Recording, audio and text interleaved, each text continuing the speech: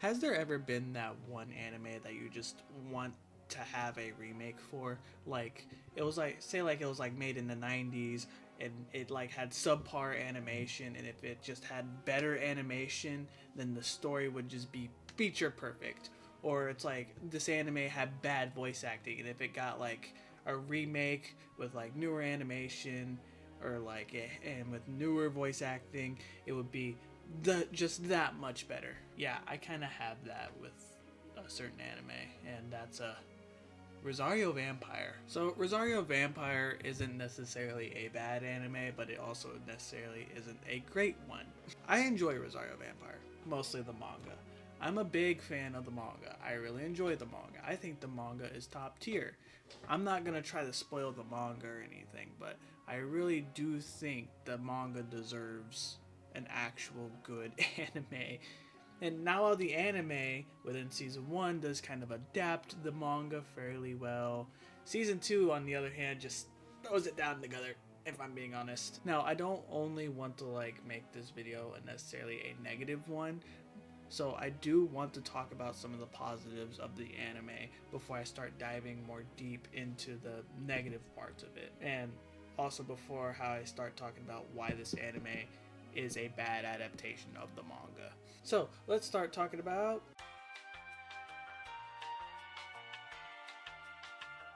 season 1 of Rosa Vamp is honestly pretty good.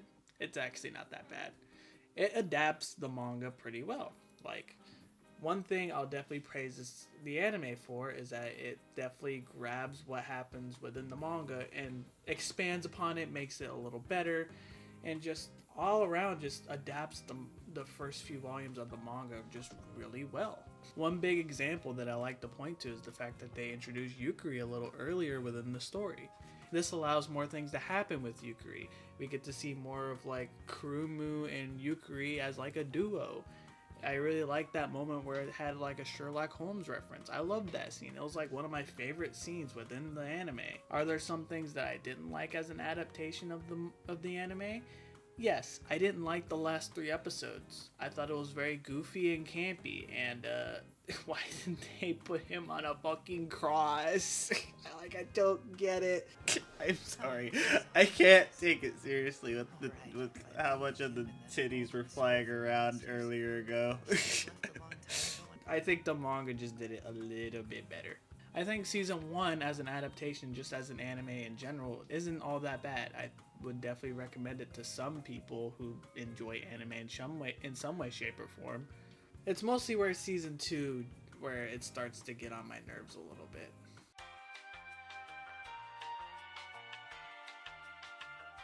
One thing I'll definitely say about season 2 is that its opening is a fucking banger. Like, they were cooking with something there, and honestly, I just love bopping to it every time I was watching a new episode. Guess what? Dun dun dun dun dun dun.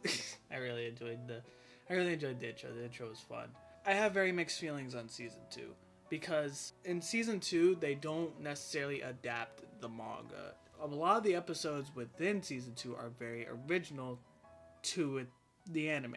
There are some chapters that they adapt within the manga to the anime, but it's mostly chapters that would fit the tone of the anime and what they're trying to go for, rather than just trying to adapt the manga. Like, this barely even follows the manga. Like, it just doesn't at all. And don't get me wrong, some of the episodes that happen within it are really well made. They're really well done. I found them fairly entertaining.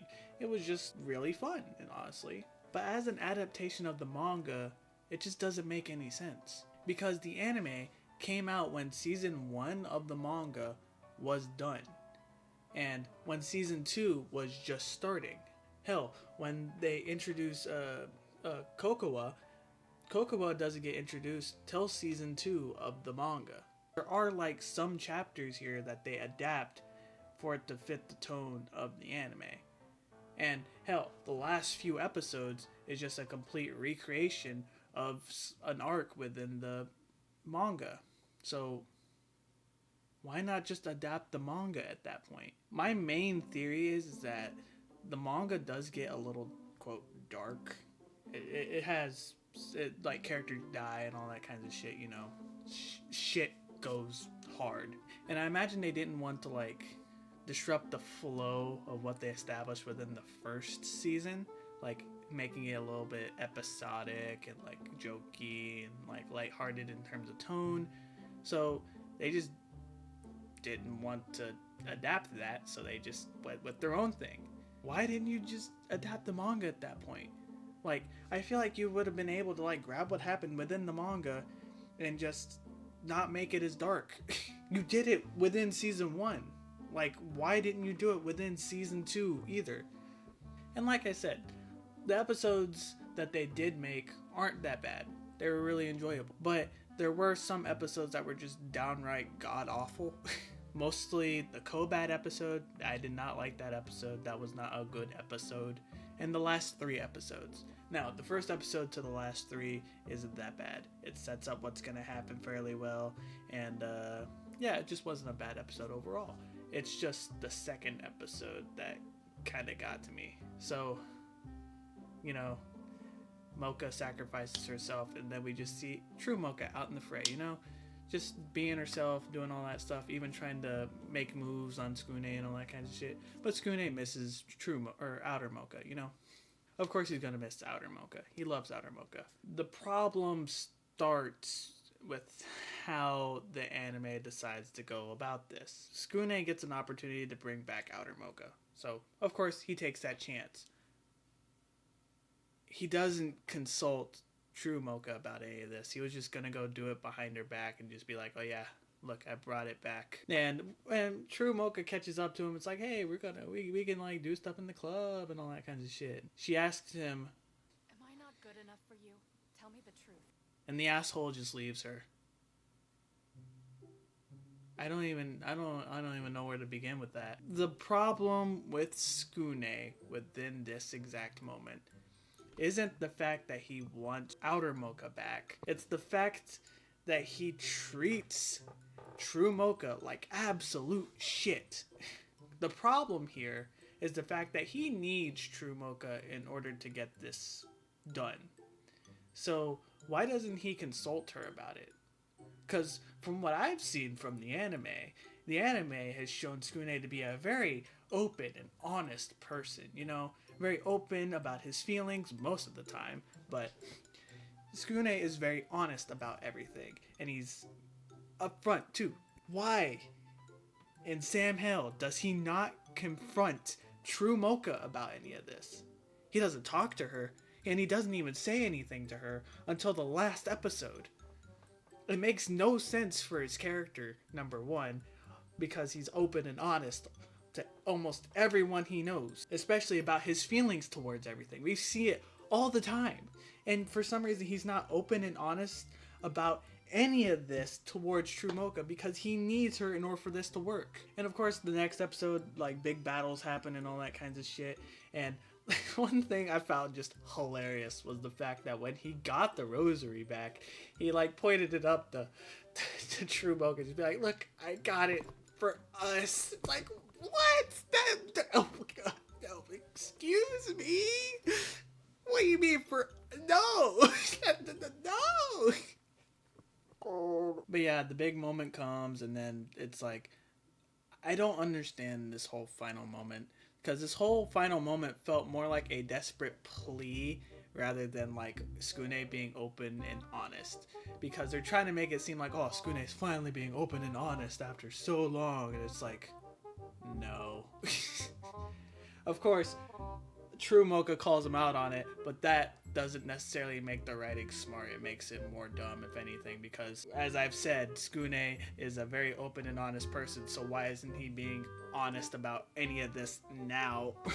Or why wasn't he being honest about it a few seconds ago, but he's being honest now? It makes zero sense.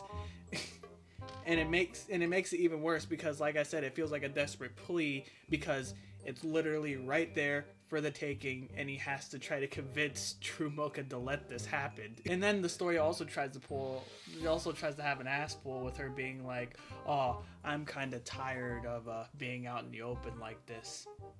Bitch, you did not seem like you were perfectly fine with any of this. like a few like minutes ago. So why the fuck are you honest with this, or why the fuck do you feel good about this now? Like this whole final part just crumples up Skune and just makes him just a wad of shit. I fucking hate Skune within this because it just makes no sense about why they wrote him like this.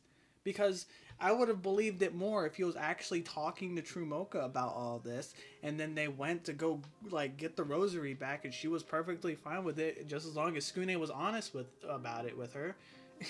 I imagine she would have been fine with that. But after everything that happened within those few episodes, it makes Skune come off as just an asshole who just was just being selfish towards the people that he cares about.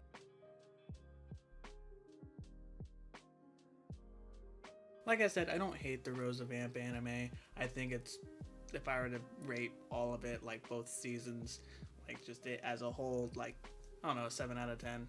Of course, I did not like those final 3 episodes and the Kobat episode, but man, it's just like, it could have been way better than what we got from it. And if you watched the Rosa Vamp anime, I would highly recommend you read the manga. The manga is great. It does some spectacular stuff, dude. I may be overhyping it, but it's honestly really great. I would definitely recommend you read it. But yeah, I hope you enjoyed. Please like and subscribe. That would really help me out. And I'll talk to y'all later. See ya.